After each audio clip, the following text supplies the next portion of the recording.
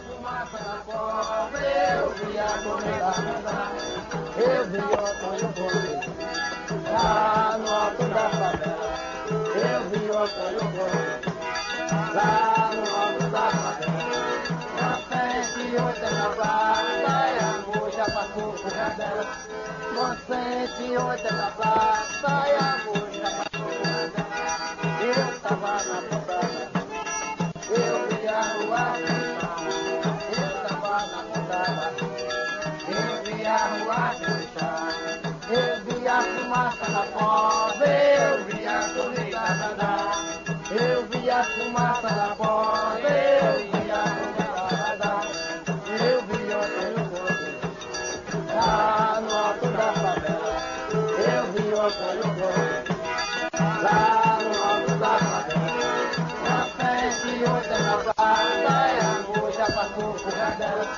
na frente e outra na praça, e a moça passou por rebela, eu tava na pobreza, eu vi a rua fechada, eu tava na pobreza, eu vi a rua fechada, eu vi a fumaça na cova, eu vi a comida andar, eu vi a fumaça na cova, eu vi a comida andar, eu vi o Antônio Gomes, lá no alto do Flamengo, com frente e outra na praça, é amor, é amor, é amor, com frente e outra na praça, é amor, é amor, é amor, eu tava na pobreza, foi verdade.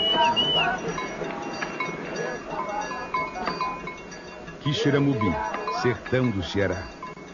Da união de Vicente Mendes Maciel e Maria Joaquina de Jesus, nascia em 13 de março de 1830 Antônio Vicente Mendes Maciel, que mais tarde ficaria conhecido como Antônio Conselheiro.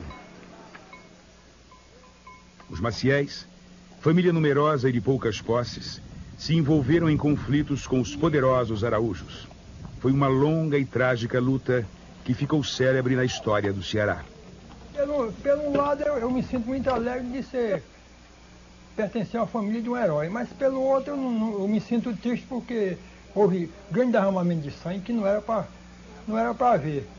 O senhor Conselheiro era um menino que todos gostavam dele, muito estudioso, muito respeitador. A mãe dele morreu e o pai casou com outra mulher, e essa mulher, Madate, judiou um pouco com o Antônio Conselheiro. Mas ele suportou tudo. Ia para a escola todo dia. Ele gostava muito de ler a Bíblia e era apaixonado pela Bíblia e pela monarquia. O Brasil vivia um período marcado por grandes rebeliões populares contra o latifúndio, a escravidão negra e a monarquia, todas violentamente reprimidas. Aos 25 anos, Antônio perde o pai e 2 anos depois casa-se com Brasilina Laurentina de Lima. Quando ele saiu daqui, ele liquidou os seus negócios em Quixeramobim, vendeu a casa que ainda existe aqui na cidade. Aí foi tentar como Rabla a vida lá pelo norte do estado. Muda constantemente de cidade e de profissão. Foi negociante, professor, caixeiro e advogado provisionado, ou advogado dos pobres, como o chamavam. Em 1861, morava em Ipu com Brasilina e 2 filhos. Mas um dia surpreendeu a mulher com um furriel que ele frequentava a casa em colóquios amorosos. Profundamente abatido, Antônio abandona tudo e se retira para a Fazenda Tamboril, onde se dedica ao magistério. O relógio da saudade anda suspenso nas horas, só quem não ama e não sente, quando meu bem vai embora. Quando meu bem me visita, se estou doente, melhora, repita a mesma doença, quando meu bem vai embora. Minuto parece hora, hora me parece dia, dia me parece ano, quando meu bem vai embora. Ele era poeta também, ele rimava. E a rima dele é poucas, mas eu aprendi. Antônio vai para Santa Quitéria e conhece Joana Imaginária, mulher meiga e mística que esculpia imagens de santos em barro e madeira. Com ela teve um filho chamado Joaquim Aprígio. Nessa época explode a Guerra do Paraguai, na qual o Brasil disputa influência política e domínios territoriais. Antônio tinha alma de andarilho e em 1865 parte novamente. Trabalhando como negociante de varejos, percorre os povoados da região, mas os fracassos comerciais e a influência do padre Biapina levam-no a abandonar o Ceará. O padre Biapina, antes de ser padre, era juiz de direito em Quixeramobim, e protegia os Maciéis. Aí deixou tudo e ordenou-se vigário e foi pegar o evangelho e começou a levantar a igreja e casa de caridade. E aí ele vendo, Antônio Conselheiro já era propenso ao misticismo, né? E vendo as pregações do padre Biapina, entregou-se de corpo e alma. Honório Villanova ouviu Antônio dizer, em 1873, que tinha uma missão a cumprir: erguer 25 igrejas, que não seriam, contudo, em terras do Ceará.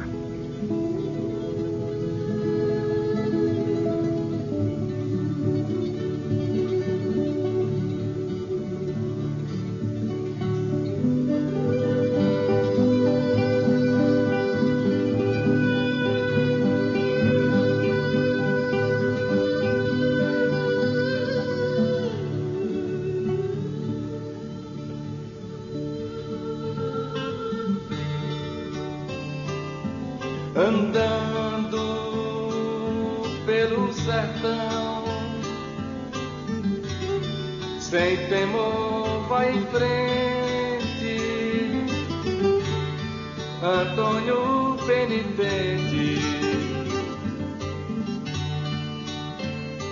pelos recantos que o homem cercou.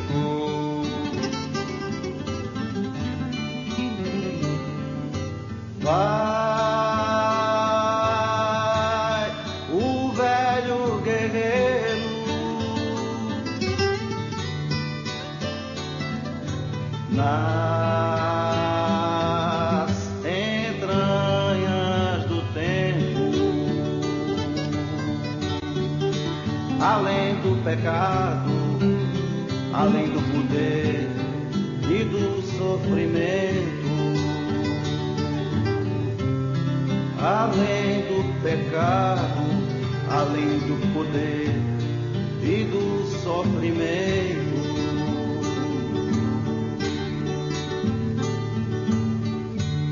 Sacode, sacode, sacode o fole, pro povo aparecer.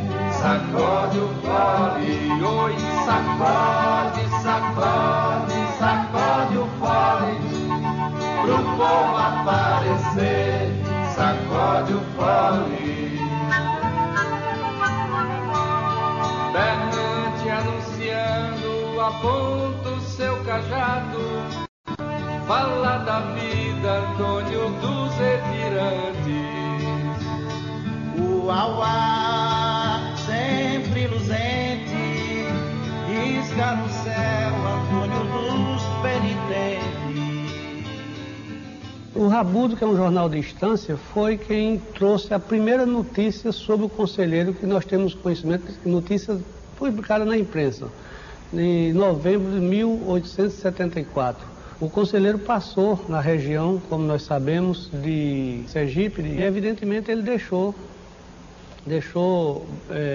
um conjunto, né, de seguidores e de admiradores.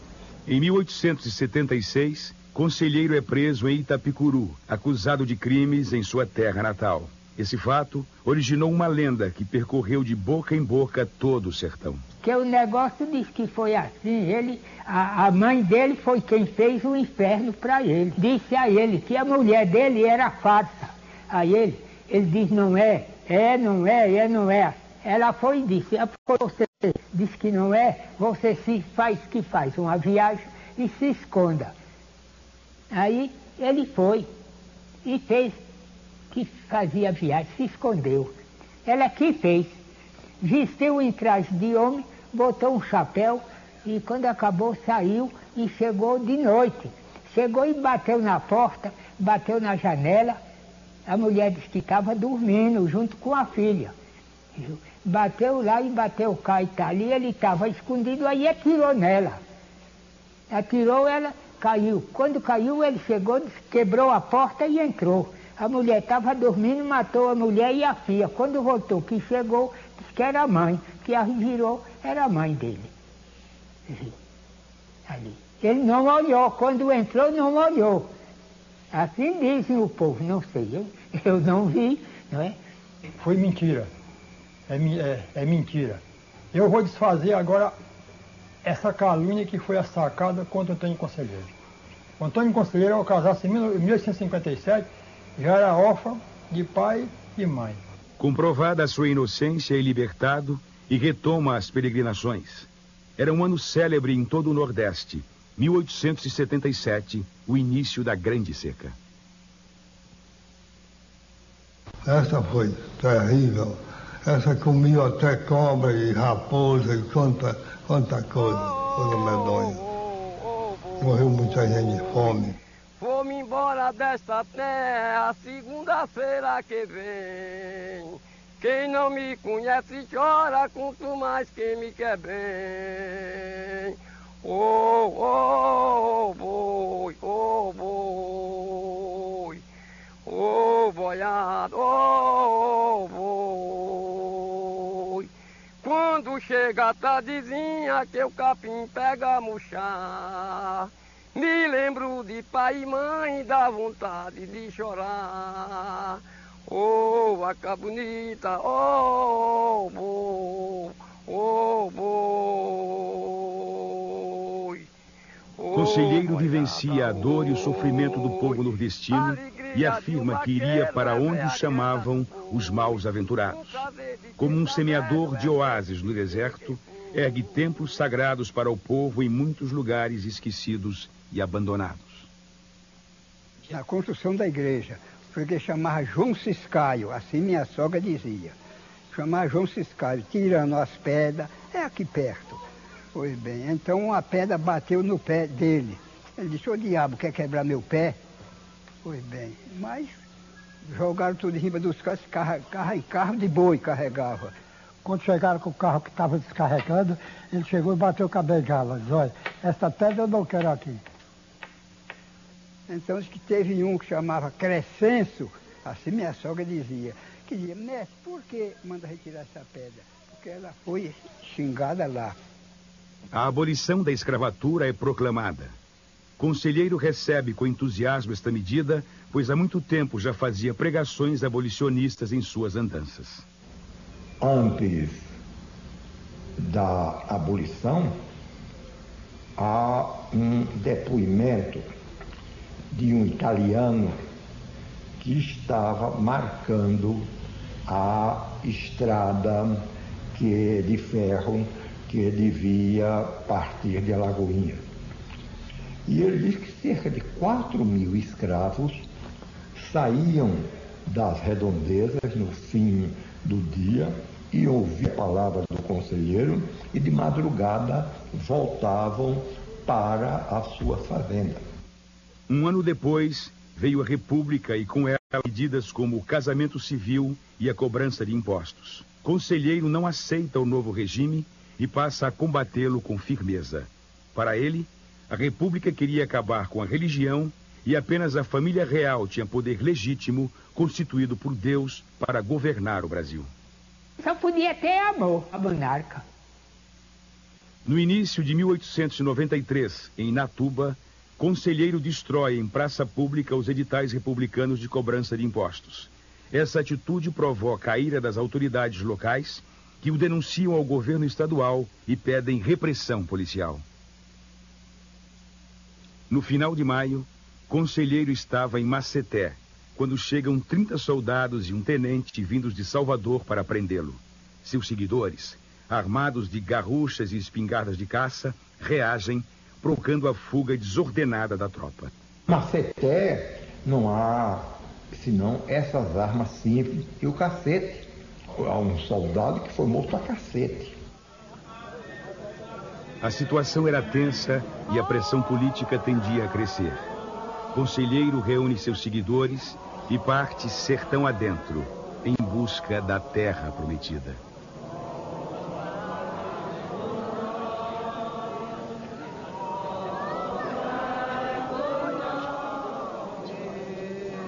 Aí apareceu pelo sertão um monte que passou a cativar, tão belo que ajuntou o povo irmão, patrão e opressor não tinha lá.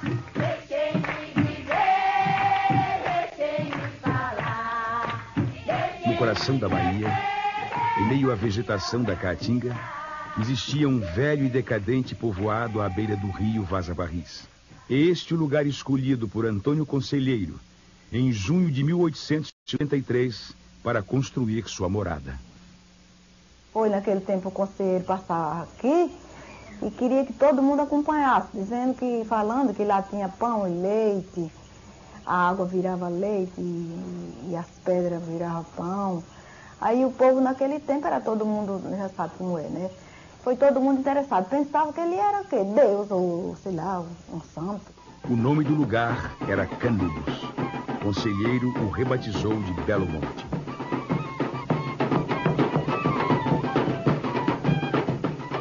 A inauguração da igreja foi uma grande festa, animada pelos fogos de Antônio Fogueteiro.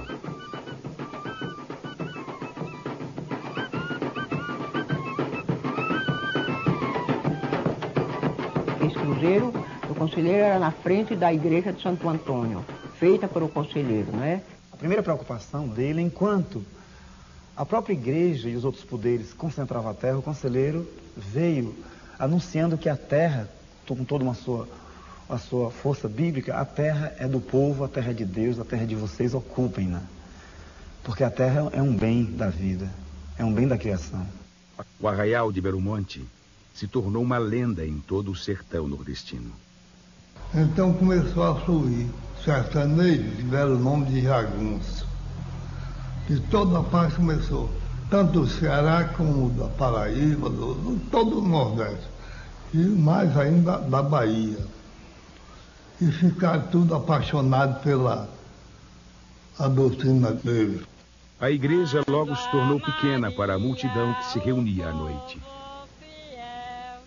O conselheiro começava a fazer o sermão, aconselhando o povo, que queria ter união, que Canudos não precisava nem de polícia, nem de delegado, nem de cobrador de imposto, essas coisas todas, não havia necessidade. Bebida de jeito nenhum, porque João Abade tomava todo cuidado. Ele ainda prendeu 2 que trouxe uma cachaça escondida. Prostituição não tem, porque o conselheiro pregava contra e o povo acreditava e não queria. Foi iniciada a construção da Igreja Nova. As doações para as obras vinham de vários pontos do estado.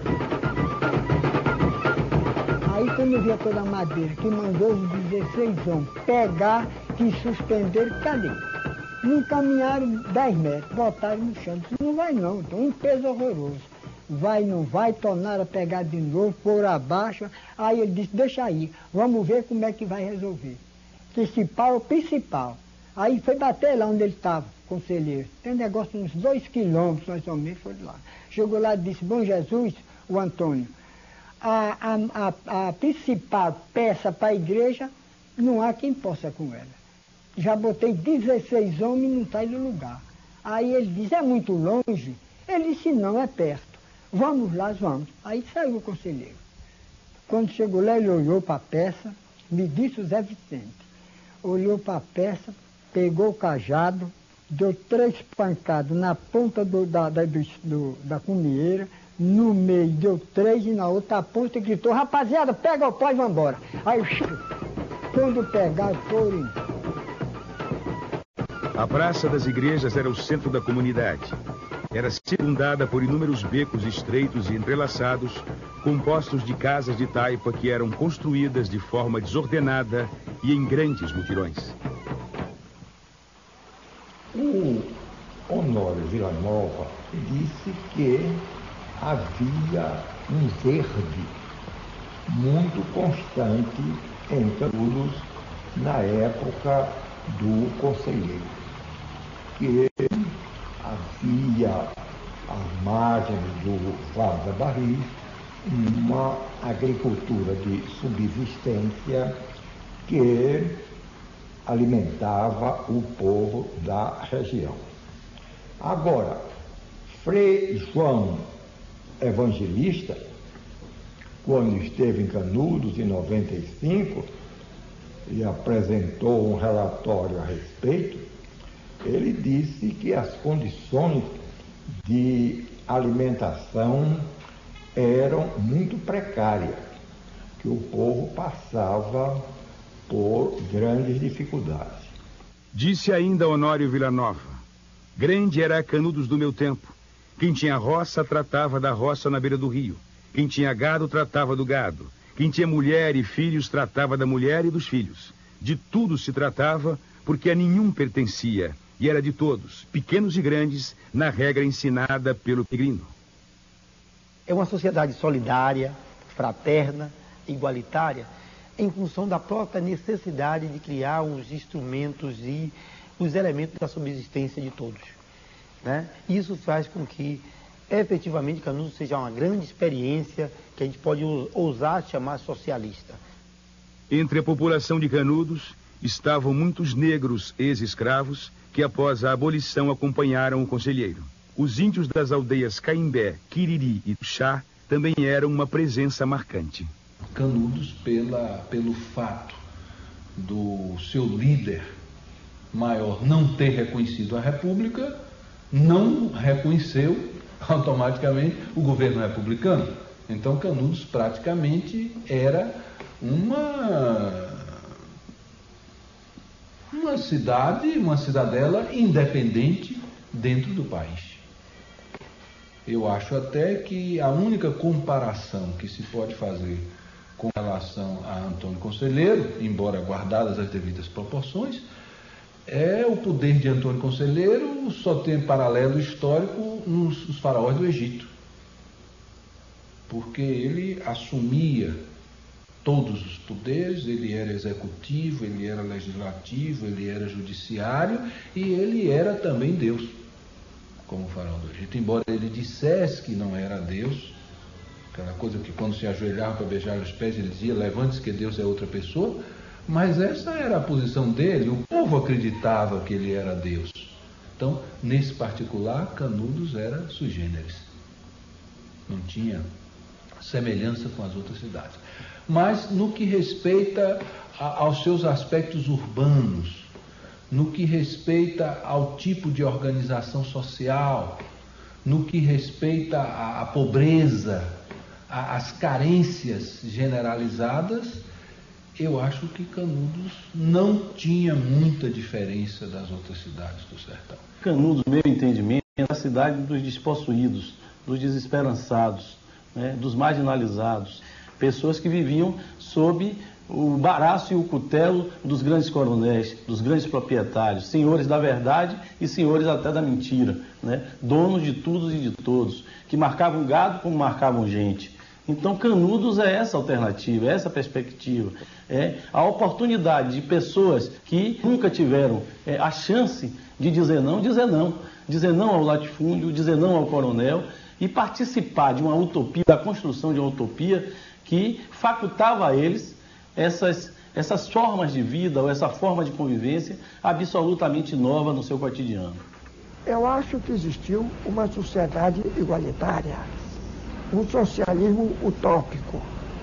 Evidentemente que nunca existe uma sociedade igualitária quimicamente pura.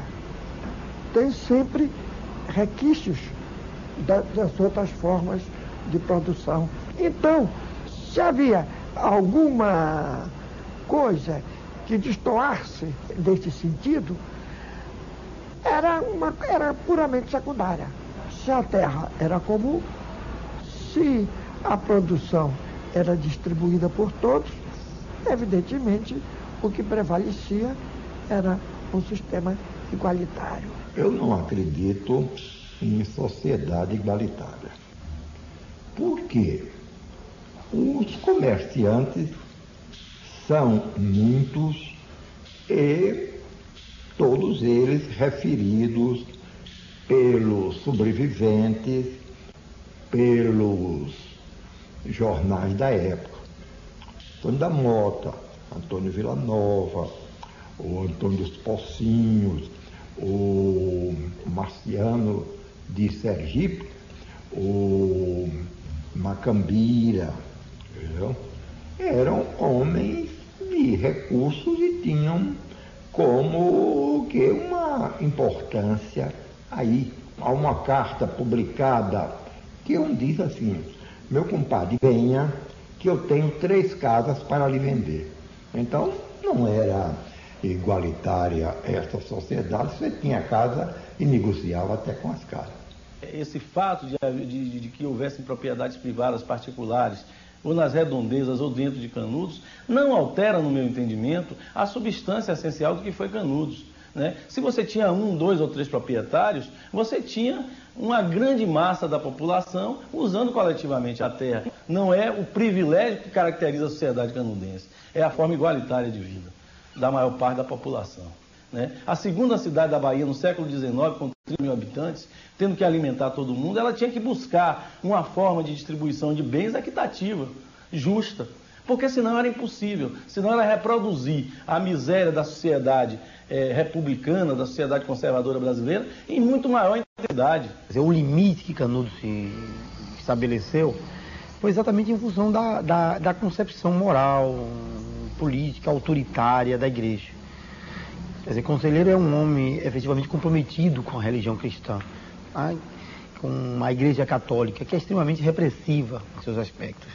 E isso não permitiu que se desenvolvesse plenamente o ambiente de liberdade, as concepções libertárias na vida e nas relações entre os homens, que, por exemplo, existia entre os índios, entre os negros, que foram, inclusive, agrupamentos fundamentais na formação de Canudos. No final de 1896, o padre Cícero enviou a Canudos o observador chamado Herculano. Conselheiro então lhe disse: haverão 4 fogos. Os 3 primeiros serão meus. O 4º eu entrego nas mãos do bom Jesus. É guerra que vai começar e haja fogo e haja guerra no mar. Hoje a fogo e haja guerra no mar. Morreu secretário, ficou general. Morreu secretário, ficou general. Mateuzinho das donzelas e ajudar-me a pelejar. Mateuzinho das donzelas, ajudar-me a pelejar. Isso tudo é louvor, isso tudo é louvar. Isso tudo é louvor, isso tudo é louvar. O conselheiro precisava de madeira para a igreja nova em construção e a encomendou em Juazeiro. O pagamento foi antecipado, mas no prazo estabelecido, a madeira não foi entregue. Espalhou-se o boato de que Juazeiro seria invadida pelos conselheiristas. O juiz local tinha antigas divergências com o conselheiro e resolveu estimular o pânico na cidade. Grande parte dos moradores decidiu atravessar o Rio São Francisco, refugiando-se em Petrolina. Criado o clima propício, o juiz solicitou tropas policiais e foi atendido pelo governador Luiz Viana. De Salvador partiu a primeira expedição, composta de 119 homens comandados pelo tenente Pires Ferreira. Chegam a Juazeiro em 7 de novembro de 1896 e decidem então ir em direção a Canudos. O encontro deu-se no povoado de Uauá, no amanhecer de 21 de novembro. Os conselheiristas chegaram entoando cânticos, tendo à frente a bandeira do Divino e uma grande cruz de madeira. Chegaram em procissão. Vinham como quem vinha para a reza ou para a guerra. Foram recebidos à bala pelos sentinelas semi-adormecidos e surpresos. Era a guerra.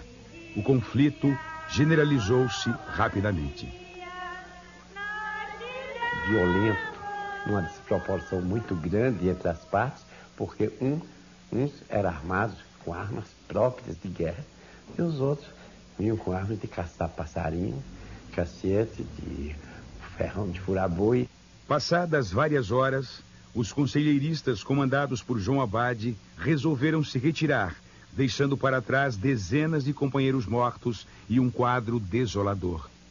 Quando a polícia se sentiu batida, indignou-se com as principais pessoas da terra, inclusive os que o hospedaram, os chefes locais. Pires Ferreira, não contendo a indignação, ele baixou fogo no Uauá. O Uauá foi queimado por eles. A expedição não tinha mais forças nem coragem para atacar Canudos.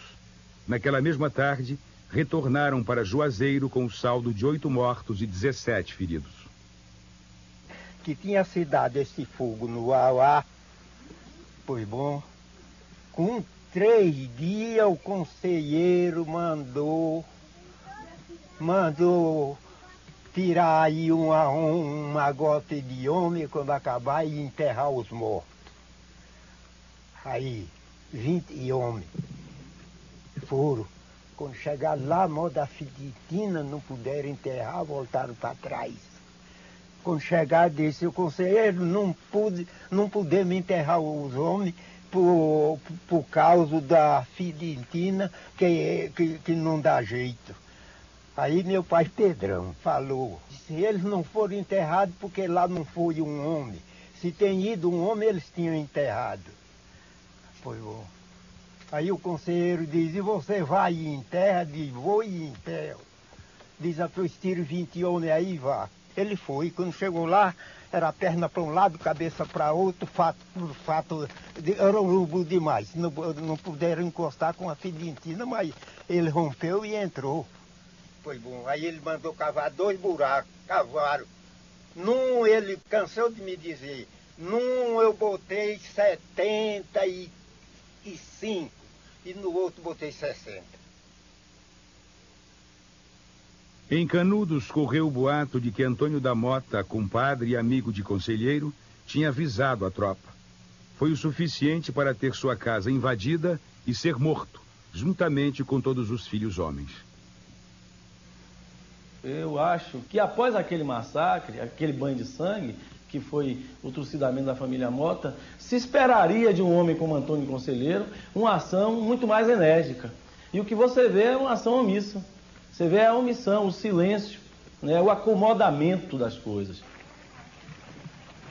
A derrota da expedição surpreendeu o governo, e no sertão crescia ainda mais o prestígio de Antônio Conselheiro e o afluxo de pessoas para Canudos. Nas semanas seguintes, organizou-se a segunda expedição, muito mais poderosa que a anterior, com canhões, metralhadoras e mais de 600 homens sob o comando do Major Febrônio de Brito.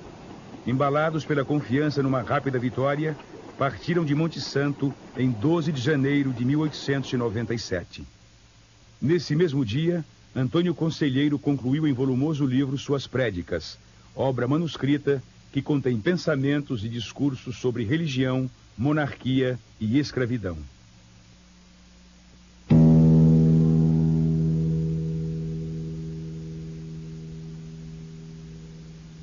No amanhecer do dia 18, a expedição atravessava a Serra do Cambaio quando um forte tiroteio, vindo de todos os lados, anunciou a emboscada.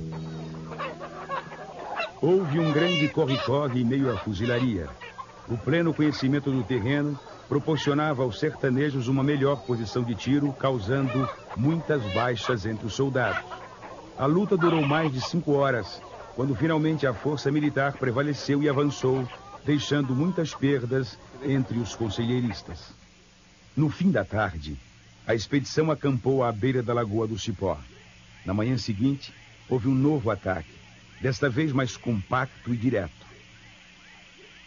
Sem o abrigo das serras e rochedos, lutavam corpo a corpo, no terrível confronto dos punhais. No final do combate, inúmeros corpos restavam estendidos no chão, a maioria de conselheiristas. A lagoa tinha mudado de cor e de nome. Desde então passou a se chamar Lagoa do Sangue. Há um médico que participou da segunda expedição, o doutor Edgar Henrique Albertazzi, deixou umas memórias sobre a expedição Febrônio de Brito e disse que encontrou muitos cadáveres tendo ao lado um arco e uma flecha. Quer dizer, que eram indígenas que estavam combatendo. A tropa contou 10 mortos e 70 feridos. Estavam arrasados e resolveram bater em retirada. Na volta, os soldados, maltrapilhos, com fome e arrastando consigo os feridos e os canhões, percorreram parte do caminho fustigados pelas emboscadas ardilosas organizadas por Pajeú. Escapa, soldado. Quem quiser ficar aqui, quem quiser morrer, voa. Há de nascer de uma vez, quem será essa gangorra. A derrota contundente intranquilizou o governo e toda a elite nacional. Canudos passa a ser visto como um reduto monarquista e a opinião pública era levada a crer a república em perigo. Mais que depressa, buscou-se organizar outra expedição. Machado de Assis é das poucas vozes contrárias e escreve no Gazeta de Notícias: protesto contra a perseguição que se está fazendo à agente de Antônio Conselheiro. Sob grande ovação popular, partiu de Salvador no início de fevereiro a terceira expedição. Depois de 2 grandes fracassos militares, seguia com a responsabilidade de lavar a honra do exército. Levava 1.500 homens, 15 milhões de cartuchos e 6 canhões Krupp. No comando, o terrível coronel Moreira César, apelidado de Corta-Cabeças. Ao chegar a Queimadas, Moreira César telegrafou ao governador Luiz Viana dizendo: só temo que o fanático Antônio Conselheiro não nos espere. A confiança na vitória era total.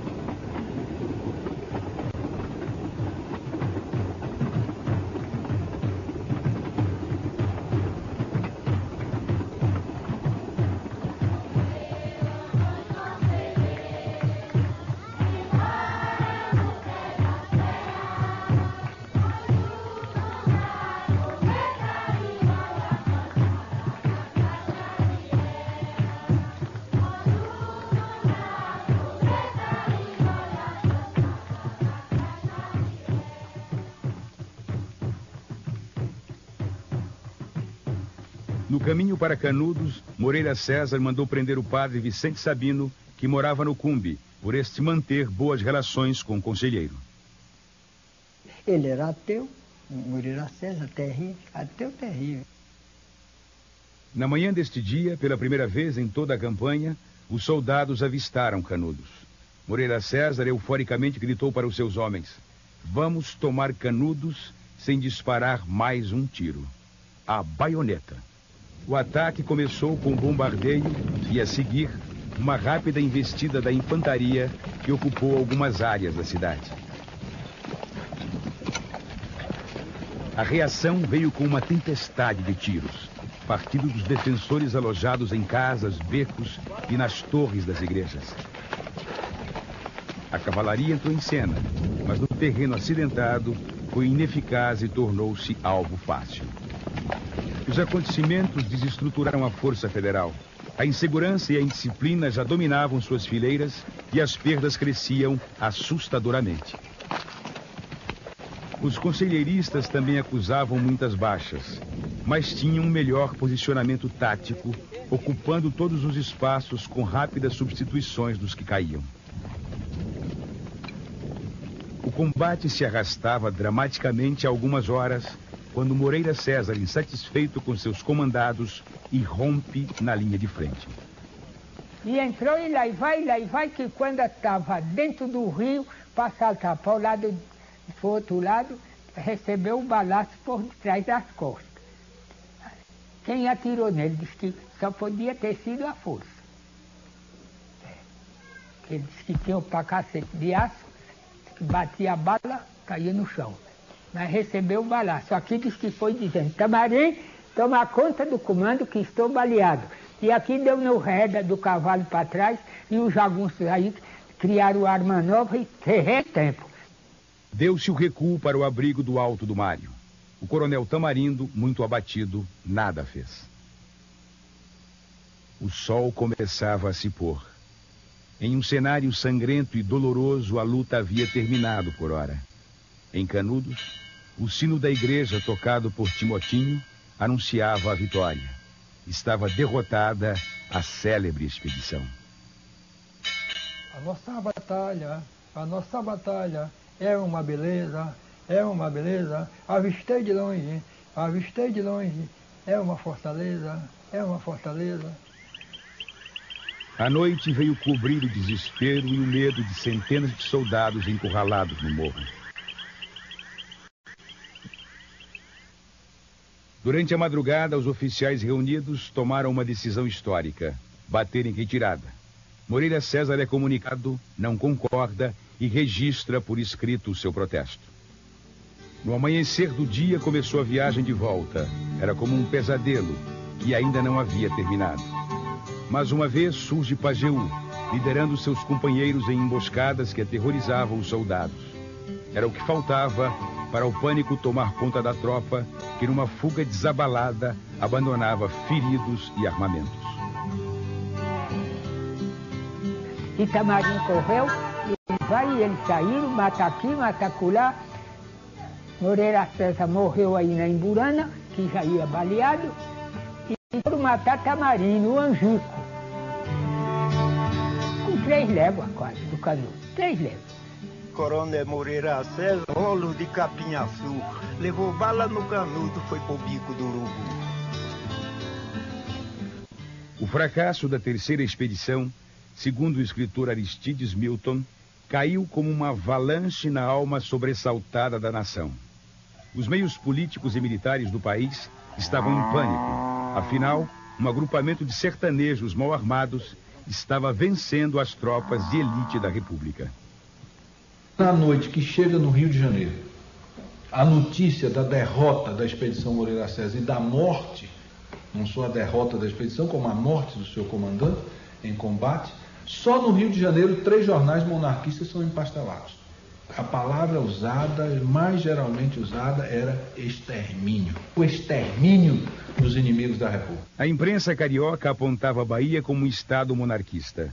A sociedade baiana repudiava as acusações e apresentava suas mais firmes convicções republicanas. A antiga e a nova capital do Brasil reavivavam velhas rixas políticas, mas no essencial estavam unidas. Somar forças para destruir Canudos e Antônio Conselheiro. Ainda em março formou-se a 4ª expedição, a mais numerosa de todas e equipada com os mais modernos armamentos da época. Sob o comando central do general Arthur Oscar, foi dividida em 2 colunas. A primeira, com o general Silva Barbosa, parte de Monte Santo em 14 de junho.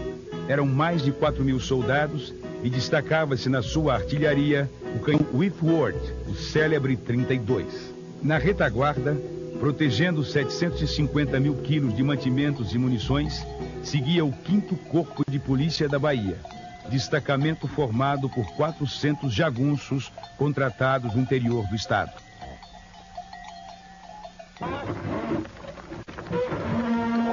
O comboio se estendia por vários quilômetros em marcha lenta e fragmentada. Além das dificuldades no transporte dos canhões, ainda sofriam rápidas emboscadas de Pajeú. Esses ataques provocavam poucas baixas, mas atingiam a moral dos soldados, deixando-os temerosos e inseguros.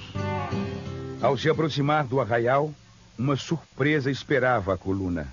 Os conselheiristas tinham ornamentado os galhos das árvores e à beira da estrada com caveiras, esqueletos e fardamentos.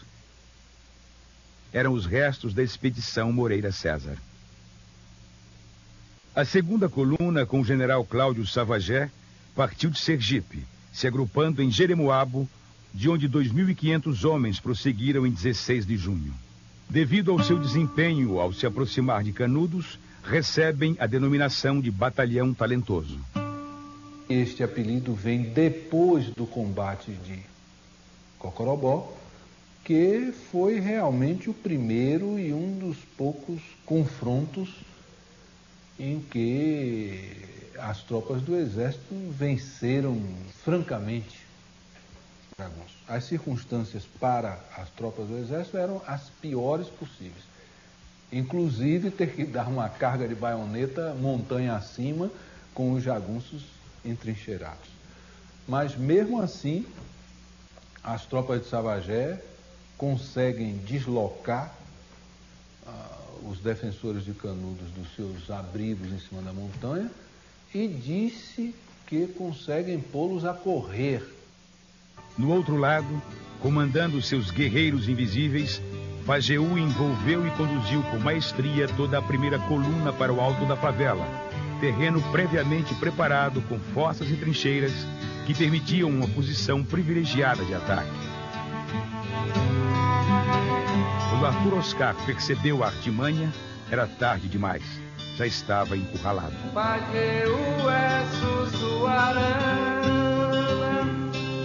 Nas serras do Bendengó, Macambira é lua cheia nas noites do Cocorobó.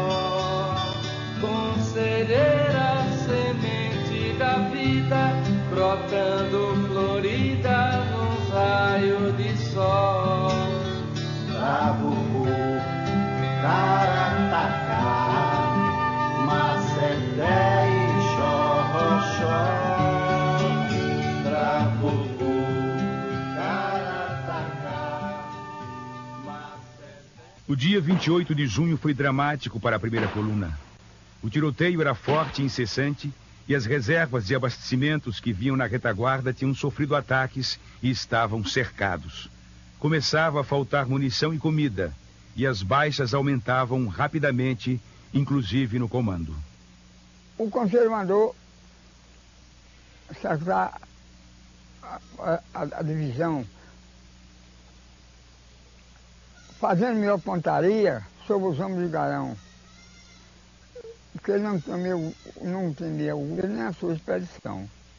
Me disse Justino, que era terrível emboscada, ele disse: Justino, e você, para que eu atirava lá em soldado, eu fazia assim, olha, procurar. Quando ele vinha comandando, já conhecia. Ou ele vinha com alguma coisa, ou vinha com a espada, compreendeu? Ou a cavalo, nós aproveitava tudo, não era nele, olha, passava o soldado para atirar nele lá. Porque ele diz: nós derrubando o comandante, nós estamos com a batalha grande, porque o soldado começa a se patifar, tem medo. Porque o soldado só avançar, porque o comandante diz: vamos, vamos. E eu tinha que ir, mas faltando, o fracasso era certo. Arthur Oscar envia um veemente apelo ao general Savagé para que este venha em seu socorro. A segunda coluna já havia iniciado o bombardeio sobre Canudos, quando desloca-se para o alto da favela ao encontro da primeira, livrando-a de uma derrota fragorosa. Aqueles ataques das guerrilhas, digamos assim, se abasteciam muito de armas e de alimentação. Né? Então foi crescendo, porque é impressionante como eles reagiram até o último momento. E o próprio general Arthur Oscar chegou ao delírio e disse para a imprensa que eles tinham armas que o exército brasileiro não possuía. Fazia aqueles bacamartes, compreendeu? E a pólvora era feita aí em Canudos, com a emburana seca, queimada, com salitre da serra do Bendegó, é de uma serra que dava lá, compreendeu? Ainda hoje existe. Lá veio um homem que chamava Galdino, que era feitor de pólvora, compreendeu? Então ele é quem preparava, esse Galdino, me disse Serafim. Em 14 de julho, com uma salva de 21 tiros de artilharia, o Comando Militar da agora unificada expedição comemora o aniversário da Revolução Francesa. Liberdade, fraternidade e igualdade. Marcou-se para 18 de julho o grande assalto. Todas as forças foram acionadas e um pesado bombardeio iniciou o ataque. Mas a resistência canudense era grande e a luta prosseguiu durante horas. A muito custo, os soldados conseguiram transpor o rio e dominar um pequeno trecho de casas. Era impossível avançar mais. Para alívio geral, o dia chegou ao fim. O grande assalto fracassara. O exército acusava 950 baixas, e do lado canudense, certamente, o número era também bastante elevado. Restavam algumas horas da noite para confortar na penumbra a dor dos feridos e aquecer com a terra sertaneja a frieza dos mortos insepultos. Eu ainda vi muito cadáver seco ali naquelas barracas.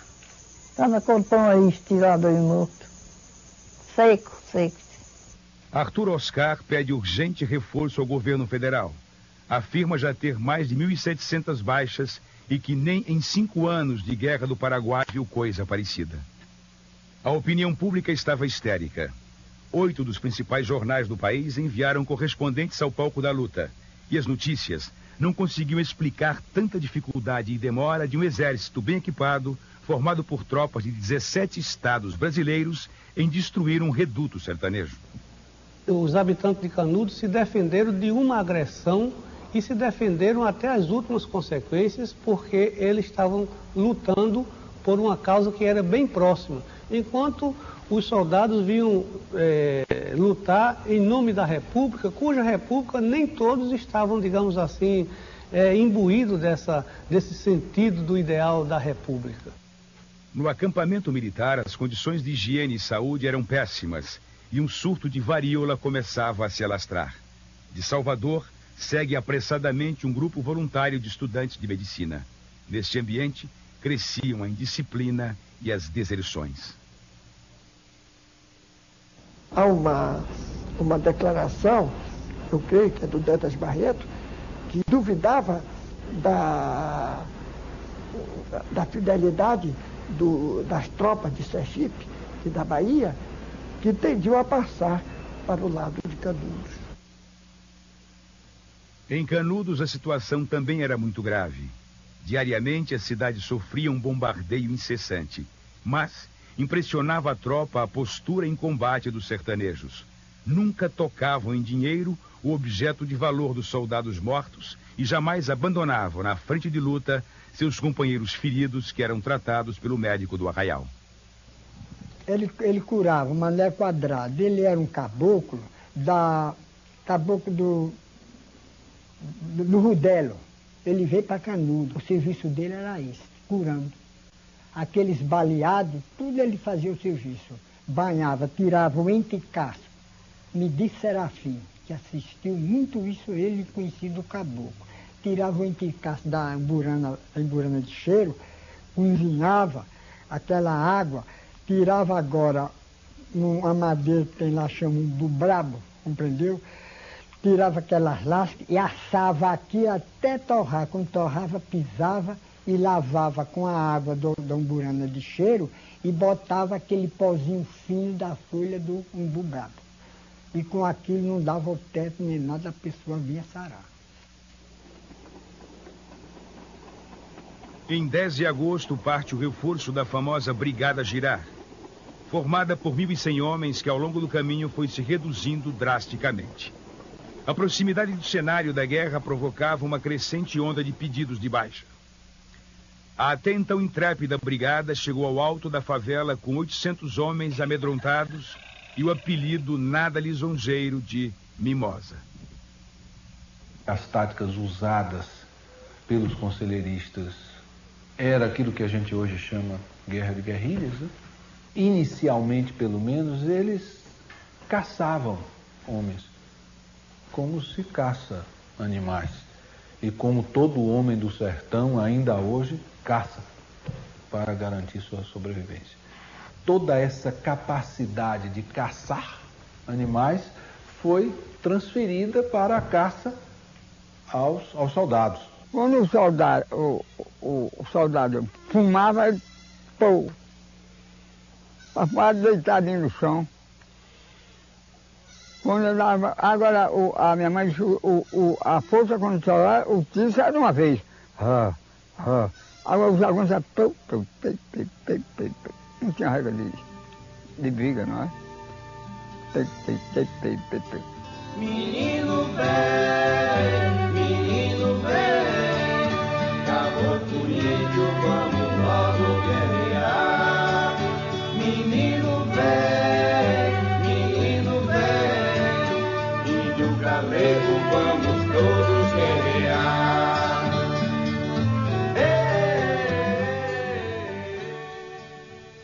Dia a dia a situação se agravava no acampamento e a sobrevivência tornava-se insuportável.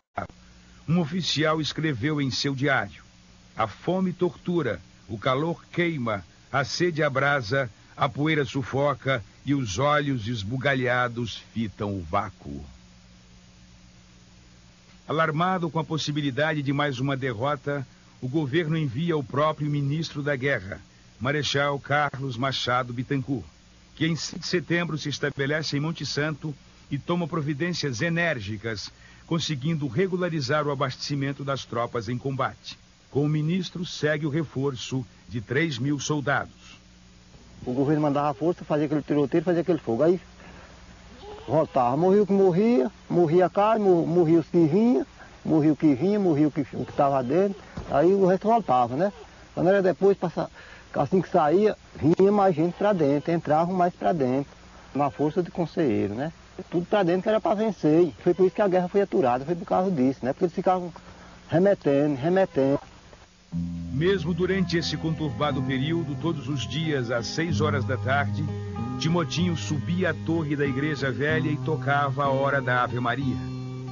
Em um cenário desolado, era um belo e grandioso espetáculo que ressoava em toda a redondeza.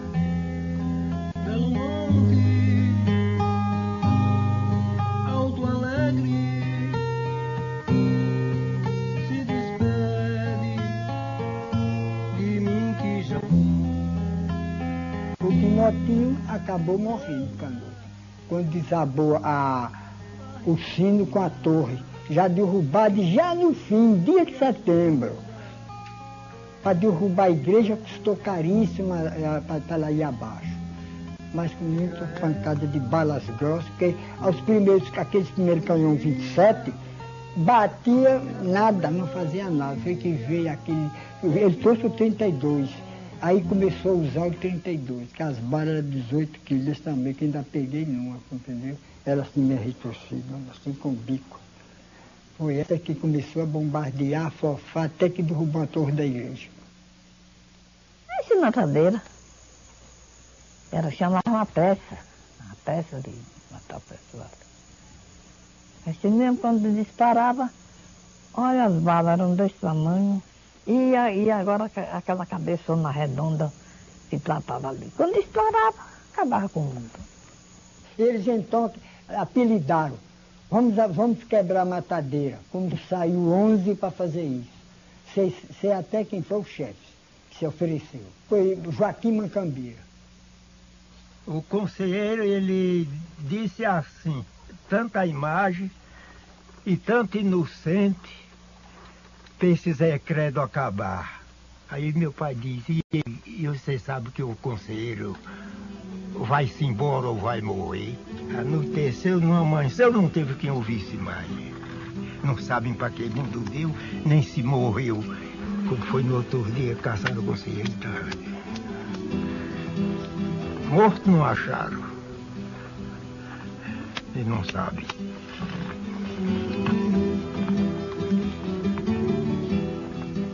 Assim contava ele. Entre os frisos vermelhos da tarde, eu canto a aurora. Nas colunas de mato e rebanho, eu canto a aurora. Conheci um velho por nome Santinho, ele me contou que era guarda do conselheiro. Estava de guarda, o conselheiro morreu, rolou 3 dias, que disse que ele ressuscitava, rolou 3 dias. Quando sepultaram, já não aguentavam mais, já ele estava fedendo. Aí agora cavaram, disse que lá no santuário, enterraram com as esteiras, botaram ele e botaram as imagens que ele tinha, botaram tudo e enterraram. Ele não morreu de bala. Morreu, quer dizer que adoeceu e morreu. E esta morte é a margem sonora, eu canto a aurora. O conselheiro morreu dentro da igreja. Quando eles estavam aqueles bombardeios medonhos, me disse o Balbino que era a guarda da igreja. Nesse vai e vem, veio uma bala certa, rapaz, pegou no canto da igreja, atravessou, explodiu, perto do altar onde ele estava. Veio um pedaço desse tilhaço de granada, cortou. Não entrou. Se esse entrar, ele tinha morrido na hora. Cortou assim de travessa, compreendeu? Abriu na túnica dele e cortou. Aí agora foi entrou em tratamento. Quem veio tratar foi Manuel Francisco, foi quem ficou com ele, Manuel Francisco e Nicolau, e Mané Quadro. Levinha, chamaram o Mané Quadro no jeito, o Mané Quadro chegou, tiraram a batina, olhou o talho que deu o estilhaço, compreendeu? Aí fez o tratamento, mas não passou. Dentro de 4 dias começou a apresentar febre, não teve jeito. O estrado não tem conselheiro. Morreu no dia 22 de setembro de 97, já no final da guerra.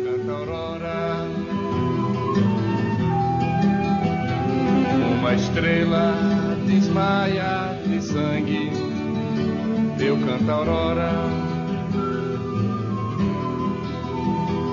E este tempo é um marco de prata. O comando original de resistência canudense estava esfacelado. Estavam mortos Pajeú, João Abade, Macambira, José Venâncio e Norberto. O cerco militar apertava. Restava a estrada de Várzea da Ema como último canal de contato externo. Antônio Villanova, Pedrão, Manuel Ciríaco e Tizé se retiram logo após a morte de Conselheiro. Marciano de Sergipe ficou e disse: se o conselheiro morreu, eu também quero morrer. Quando eles tomaram a estrada, deixaram o rio aberto, para quem quiser ir, quem quiser sair. Mas não, nem todos quiseram sair. Para derramar o sangue para o bom Jesus. Não saía, não. Canudos estava totalmente sitiada. Em 1º de outubro, Arthur Oscar ordena um choque em toda a carga sobre o núcleo central de Casas, o último reduto conselheirista. Revelando mais uma surpreendente tática de guerrilha, os canudenses utilizavam fossas subterrâneas que interligavam as casas e permitiam ampla mobilidade de ação. Depois de várias horas de fogo cerrado, os soldados conquistam os escombros da Igreja Nova, a mais importante trincheira de resistência do Arraial. Esse feito foi comemorado com entusiasmo, mas, inesperadamente, uma tempestade de balas desceu sobre a praça. Vinham das ruínas, de tudo que já fora destruído. Era como se viessem do nada, mas vinham e causavam muitos estragos. Em resposta, o exército lança 90 bombas de dinamite e latas de querosene. Depois de 3 meses de intenso bombardeio, agora o fogo tomava conta do arraial. As perdas do dia eram assustadoras. Os mortos e feridos militares somavam 570. E centenas de corpos canudenses se espalhavam pelo chão dos becos e das casas. Quando você conversava com Tizé, por exemplo, Manuel Ciríaco, o Pedrão, ou até uma ou outra pessoa mais velha, mulher, como Maria Grande e tal, eles em determinado momento conversavam com satisfação, né? Mas eu notava com os outros que eles conversavam com certo favor em determinadas fases da guerra, principalmente a fase final. Era como se ele dissesse: olha, nós morremos muitos, mas ganhamos. Depois nós morremos muitos, mas ganhamos. Finalmente, nós morremos quase todos e perdemos. Aí ele realmente retratava o sofrimento deles, o fato de perder o líder, a decepção, e como se dissesse assim, o mundo se acabou mesmo. No dia 2 de outubro surge por entre as ruínas um homem com uma bandeira de paz. Era Antônio Beatinho. Queria falar com o comandante e disse que lá dentro ninguém aguentava mais. A fome e a sede estavam acabando com todos. Pede o fim dos ataques e o consentimento para que pudessem sair do arraial em paz. Arthur Oscar lhe disse que voltasse lá e trouxesse os homens para se entregarem, que ele lhes garantia a vida. Beatinho volta ao arraial e pouco depois reaparece com um grupo de 300 pessoas. Eram mulheres, velhos e crianças maltrapilhos e doentes. Afirma que todos os homens restantes haviam rechaçado sua proposta de rendição e iriam lutar até o fim.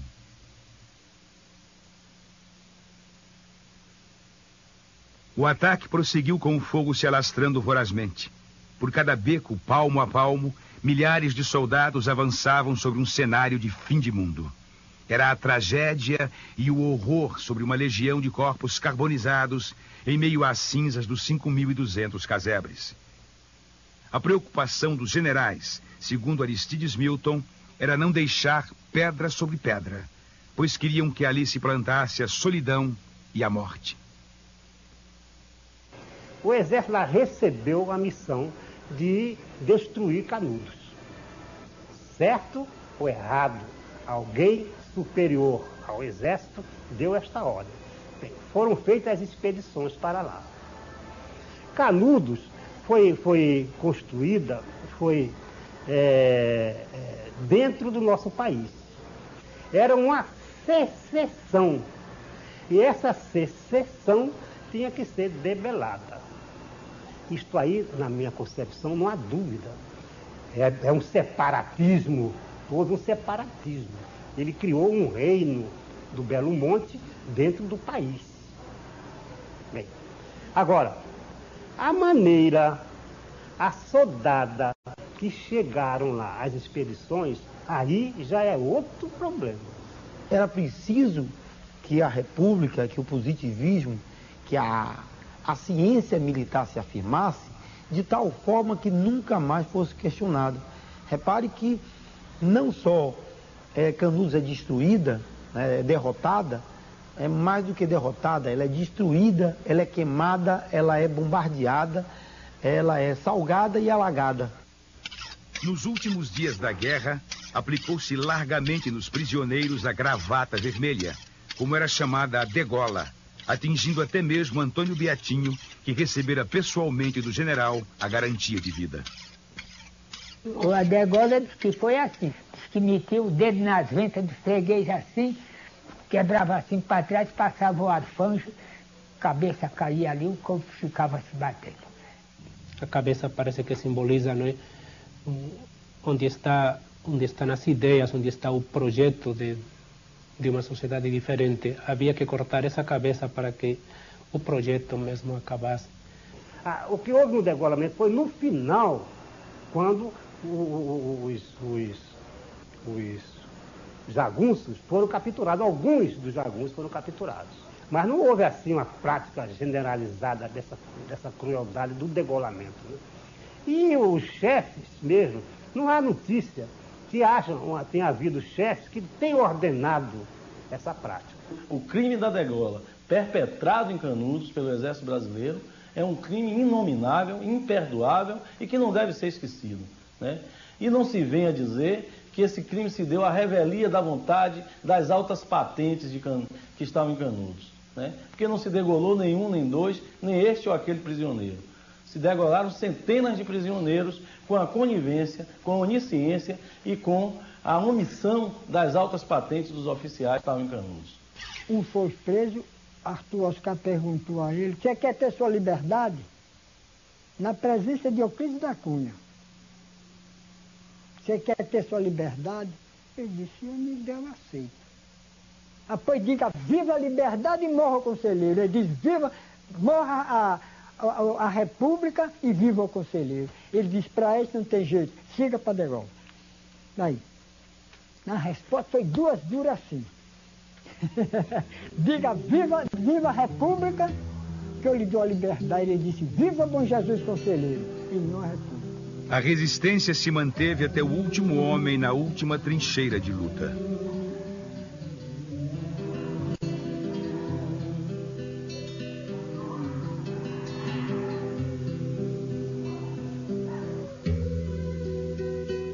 Em 5 de outubro de 1897, Canudos estava destruída.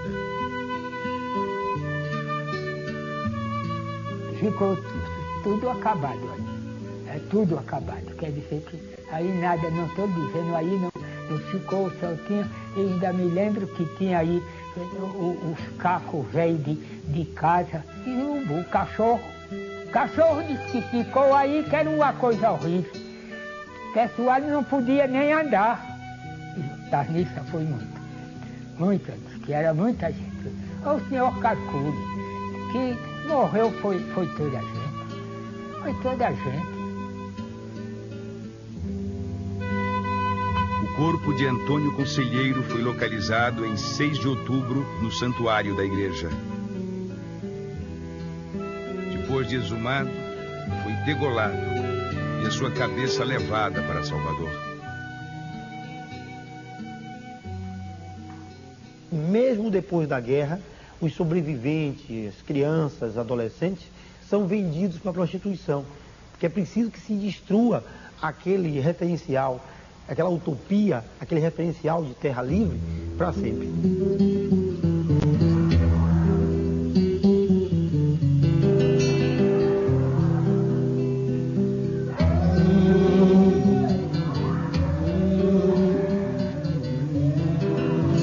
Em 1969, Canudos novamente era destruída, desta vez pelas águas represadas do rio Vaza Barris.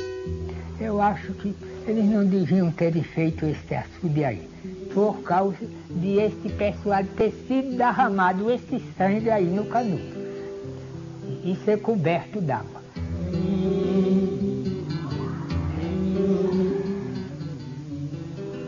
E o senhor sabe, água, derramar sangue assim, sei não.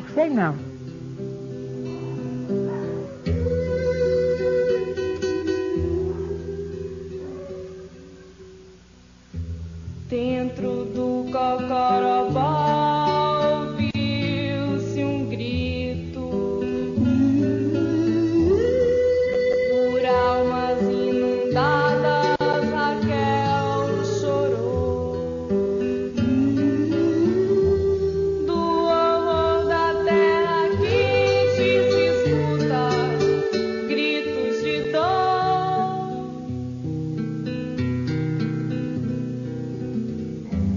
Das batalhas e massacres, milhões de mortos, da espora da opressão, a triste sorte. Geme o povo